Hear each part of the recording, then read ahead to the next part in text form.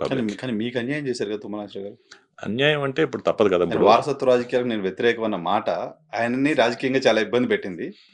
కరెక్టే. ఇప్పుడు అది మీకు కూడా ఇబ్బందిగానే అనిపించిందా? అవును. ఇప్పుడు ఆయనకి ఇప్పుడు మీరు అన్న పాయింట్లు ఏంటంటే ఇప్పుడు నా పట్ల ఏ భావంతో ఉంటారో ఆయన పొలిటికల్ కొలీగ్స్ ఎవరైతే ఇప్పుడు కేసీఆర్ గారు కావచ్చు, జానారెడ్డి గారు కావచ్చు, బాబు గారితో ఈ కొడుకుల్ని ప్రమోట్ చేసేదానికి ఆయన అంత ఇంట్రెస్ట్ చూపించరు. వద్దు అనే చెప్తారు.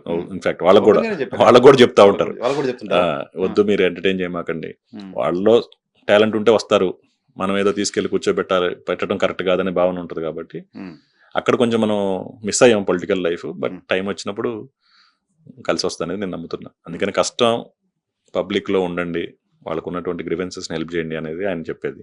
దాన్నే ఇంప్లిమెంట్ చేస్తున్నాం కాబట్టి డెఫినెట్ గా ఏదో రోజు అవకాశం వస్తుంది. వచ్చినప్పుడు ఇంకా బాగా చేసే అవకాశం ఉంటుంది. ఖమ్మం ఎలక్షన్ గురించి మాట్లాడుకుందాం సార్. ఖమ్మం జిల్లాలో నేను 94 నుంచి ఎలక్షన్ రిజల్ట్ చూస్తున్నా.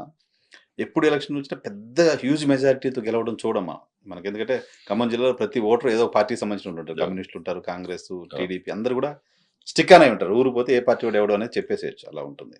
అటువంటి జిల్లాలో వేలకు వేల మెజారిటీలు రావడం అనేది మొన్న చూసాం.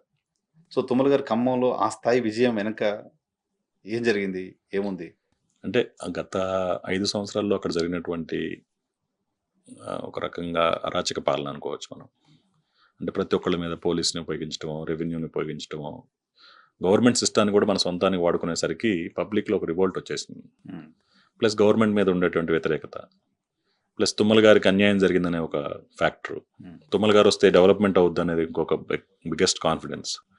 ఇప్పుడు తుమ్మల గారు పోటీ చేసిన కాడే కాదు కదా, ఇప్పుడు సత్తుపల్లి ఉంది, చరిత్రలో రాని మెజార్టీ వచ్చింది. అశ్వరావుపేట చరిత్రలో అన్ని 10 కాన్స్టిట్యున్సీలు కూడా భద్రాచలం తప్ప అత్యధికమైన మెజార్టీలు చరిత్రలో లేని వచ్చినాయి. అంటే పబ్లిక్ లో అంత అన్రెస్ట్ ఉండింది.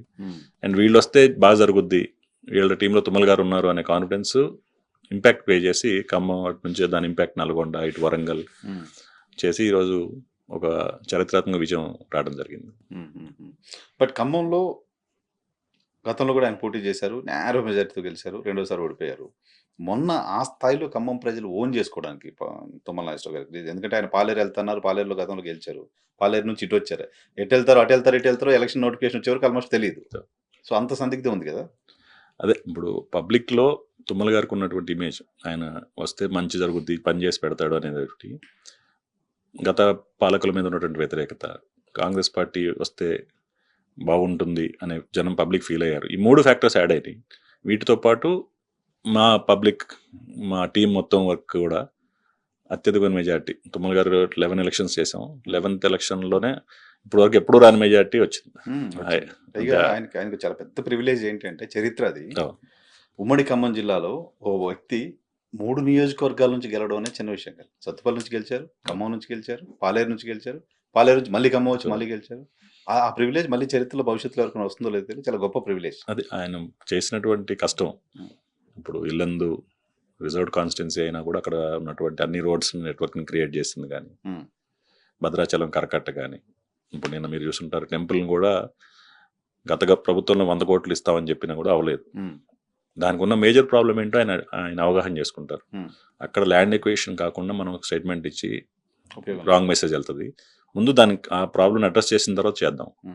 అట్లే మొన్న ఇప్పుడు సీతారామ ప్రాజెక్టు 1,50,000 ఎకరాలు ఈరోజు హ్యాపీగా కాన్ఫిడెంట్గా ఉన్నారు, మేము మళ్ళీ జూన్లో నాట్లు వేసుకోగలుగుతామని. మనకి కృష్ణా నిండి సాగర్కి వచ్చి, సాగర్ నుంచి వైరా వచ్చి అవసరం లేకుండా ఎప్పుడు కూడా మనం యూజువల్గా సెప్టెంబర్, అక్టోబర్లో వేస్తుంటాం ఈ ప్రాంతంలో. కానీ ఒక నమ్మకం అనమాట. మొన్న పంటలు ఎండిపోయే దశలో కూడా సీతారామాన్ని యుద్ధ ప్రాతిపదికన 5 రోజులు ఆయన పడ్డ టెన్షన్ ఏంటో నాకు తెలుసు, అక్కడ ఉన్నటువంటి అధికారులకు తెలుసు. పరిగెత్తిచ్చి వాళ్ళు నిద్రపోనీయకుండా, కొంచెం వాళ్ళకి ఇబ్బందే, కానీ ఆయన ఒకటే చెప్పారు, నేను మీ మీద కోపడినా, నేను మీ మీద అరిచినా అది ఓన్లీ పబ్లిక్ కోసమే, నా కోసం, నా సొంతం, నా స్వార్థం కోసం ఏమీ అనను మిమ్మల్ని. ఏదైతే పని మనం చేయాలో మనం చేయకపోతే అది జరగదు. రేపటి పని ఈరోజు చేయండి, ఈరోజు పని ఇప్పుడు చేయండి అనేది ఆయన మాకు నేర్పించారు.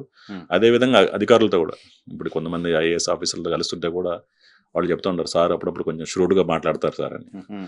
బట్ ఎంపటి ఆఫీసర్సే అంటారు, మాట కఠినంగా ఉండొచ్చు, కానీ ఎందుకు చెప్తున్నారనేది అర్థం చేసుకుంటే మట్టికి అది మాకు బ్లెస్సింగ్ సార్. సార్ తోటి పనిచేయటం, we are honored to be with him అని కన్సర్న్ డిపార్ట్మెంట్స్లో ఉన్న వాళ్ళందరూ కూడా లాస్ట్ 1 వీక్ 10 డేస్లో కలుస్తున్నప్పుడు వాళ్ళు చెప్తున్న భావన వింటే Hmm. చాలు, అంతకంటే మనకు కావాల్సిందే ఉంది అనేది గ్రేట్ ఫీలింగ్.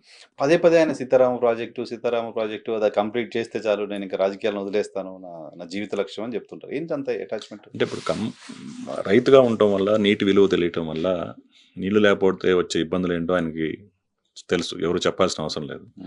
సో దాన్ని ఏ విధంగా చేయాలి, వ్యవసాయ రంగం గట్టిగా ఉంటే రాష్ట్రం గట్టిగా ఉంటుందని నమ్ముతున్నారు కాబట్టి ఆ ప్రాంతంలో ఇప్పుడు సుమారు నాకు తెలిసి ఒక 10 లక్షల ఎకరం ఉండొచ్చు ఖమ్మం జిల్లా కల్టివేషన్ అవుతుంది. దాంట్లో వాటర్ సప్లై లేనిది ఎష్యూర్డ్ వాటర్ సప్లై లేనిది ఒక 5-6 లక్షల ఎకరం ఉంది. 5-6 లక్షల ఎకరానికి కూడా ఎష్యూర్డ్ వాటర్ ఇవ్వాలి. ఇప్పుడున్న 4 లక్షల ఎకరాలకు కూడా ఏదైతే ఇప్పుడు భూగర్భ జలాలు ఇంకిపోవడం కానీ, నెంబర్ ఆఫ్ బోర్స్ పెరగడం వల్ల వచ్చే ఇబ్బందులన్నిటికీ ఒక సొల్యూషన్ కావాలంటే గోదావరి మన పక్క నుంచి వెళ్తుంది అని ఎప్పటి నుంచో 98లో కూడా దీని ప్రపోజల్ తీసుకొచ్చారు. అప్పుడు ఉన్నటువంటి యునైటెడ్ స్టేట్లో ఉన్న బడ్జెట్ కన్స్టెంట్స్ వల్ల జరగలేదు ముందుకి. తర్వాత రాష్ట్రం విడిపోవటం, కేసీఆర్ గారిని రిక్వెస్ట్ చేయటం, కేసీఆర్ గారు దానికి ఒప్పుకోవటం, మొదలు పెట్టడం. 2018 ఆయన ఓడిపోయి మంత్రివర్గంలో లేకపోవడం వల్ల నెక్స్ట్ 5 years పని ఏం జరగకపోవటం. ఒక 100 కోట్లు చేస్తే ఈ 1,00,000 ఎకరాలు స్టెబిలైజ్ అవుద్దని ఆయనకు తెలుసు కాబట్టి సీఎం గారిని అడగటం, సీఎం గారు వెంటనే శాంక్షన్ చేసి ఆ రోజు నీళ్ళు ఇవ్వాలి అని ఒక ముహూర్తం పెట్టుకొని చేయాలి మనం అందరం కలిసి ఎట్టొకట్లా అని చెప్పేసి సక్సెస్ఫుల్గా చేశారు. ఆ కమిట్మెంట్ తోటే ఉంది. ఇంకా మిగతా ప్రాంతాలు ఇప్పుడు పాలేరు రంగ కానివ్వండి, ఇప్పుడు మన సత్తుపల్లికి రావాలంటే కూడా ఇంకొన్ని పనులు ఉన్నాయి, చిన్న చిన్న పనులు, డిస్ట్రిబ్యూటరీస్, కెనాల్స్ తర్వాత చూసిన ముందు ఈ లింక్స్ అయిపోతే జిల్లా మొత్తానికి కూడా ఒక 7-8 లక్షల ఎకరాలకు నీళ్ళు ఇవ్వగలిగితే అంతకంటే మనం ఈ జిల్లాకి చేయగలిగింది ఏం లేదు. మిగతా రోడ్స్ అనండి, ఇప్పుడు ఇంతకుముందు 2014 వరకు not even kilometre of national highways డెఫినెట్గా ఇప్పుడు దగ్గర ఇంచుమించు మనకు 1000 కిలోమీటర్ల పైన వచ్చేసింది మన జిల్లాకి. దశరాపేట నుంచి వచ్చింది. ఎక్కడికైనా మీరు నేషనల్ హైవే గ్రీన్ఫీల్డ్ హైవేస్లోనే వెళ్తారు. రాబోయే 5-6 నెలల్లో ఆల్రెడీ ఖమ్మం సూర్యాపేట అయిపోయింది, ఖమ్మం కోదాడ అయిపోయింది, కురువి అయిపోతుంది, జగదల్పూర్ అయిపోతుంది. అట్లా ప్రతి రోడ్ని తీసుకొచ్చినటువంటి ఘనత తుమ్మల గారు. ఆయనకున్నటువంటి పరిచయాలు, గిరిధర్ గారు ఖమ్మం కలెక్టర్ గారు చేసినప్పుడు ఆయన నేషనల్ హైవేస్ లో ఉండటం, ఆ టైంలో తుమ్మల గారు కనుక క్యాబినెట్ లో ఉండుంటే 18 to 24 తెలంగాణ రాష్ట్రానికి ఇంకెక్కువ మేలు జరిగేదని నా పర్సనల్ బిలీఫ్.